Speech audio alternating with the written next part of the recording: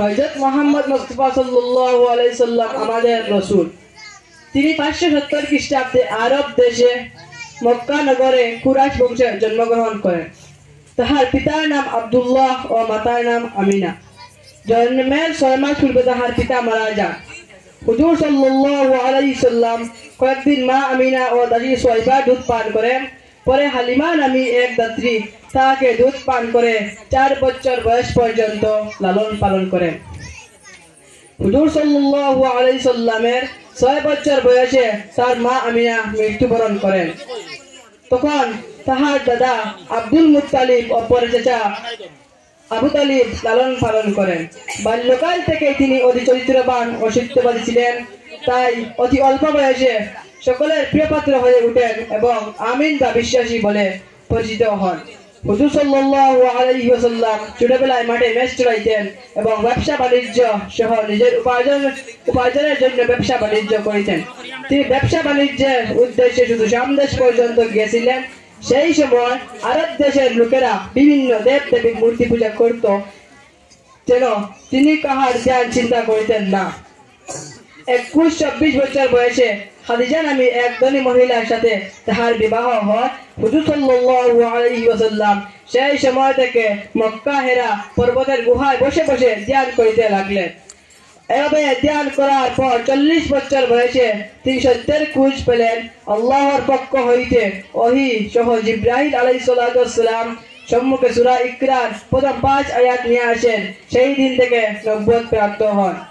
ইসলামের প্রচার শুরু হলো।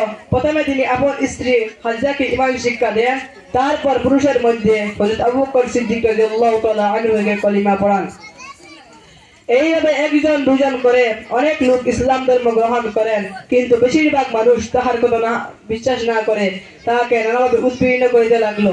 কাফিরদের অত্যাচারে অতিষ্ঠ হয়ে হুজুর সাল্লাল্লাহু আলাইহি ওয়াসাল্লাম সাহাবাগণ সহ তায়েফ ও হাবশায় হিজরত করলেন।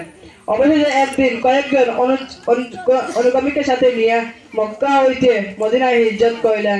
সেই দিন থেকে হিজরত গণনা করা হয়। মদিনার মানুষ অত্যন্ত ভদ্র, শান্ত ও চরিত্রবান ছিল।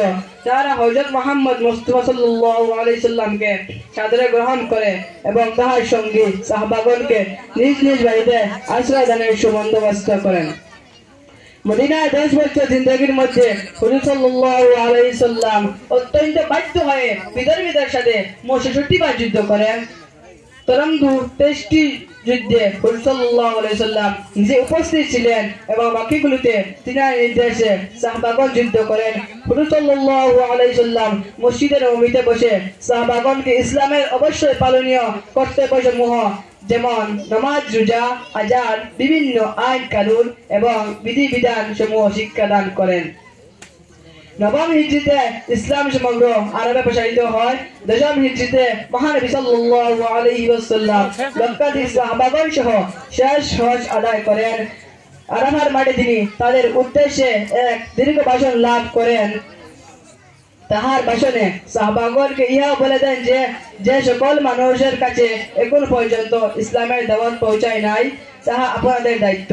এই ভাষণ শেষ হওয়ার সাথে সাথে সাহাবারা যে যেদিকে ছিলেন সেই দিকে ইসলামের দাওয়াত প্রচারের উদ্দেশ্যে রওনা হন। জানা যায় যে কয়েকজন সাহাবারা আমাদের ভারতবর্ষে পৌঁছেছিলেন। 11 হিজরি 28 সফর বুধবার দিন থেকে হুজুর সাল্লাল্লাহু আলাইহি সাল্লামের শারীরিক অসুস্থতা দেখা দেয়। সেই দিনকে আখেরি 4 সোমবার বলা হয়। অবশেষে 12 রবিউল আউয়াল সোমবার দিন বেলা বিপ্লবের সময় 63 বছর বয়সে আমাদের নয়নমণি হুজুরে পাক সাল্লাল্লাহু আলাইহি ওয়াসাল্লাম ইহা জগৎ থেকে বিদায় গ্রহণ করেন। ইন্না লিল্লাহি ওয়া ইন্না ইলাইহি রাজিউন। সেই দিনকে ফাতিহায়ে দুজাহান বলা হয়। তারপর বুধবার হযরত আয়েশা সিদ্দিকা রাদিয়াল্লাহু তাআলা আনহার করে দাফন কার্য সম্পন্ন করা হয়। আসসালামু আলাইকুম ওয়া রাহমাতুল্লাহ।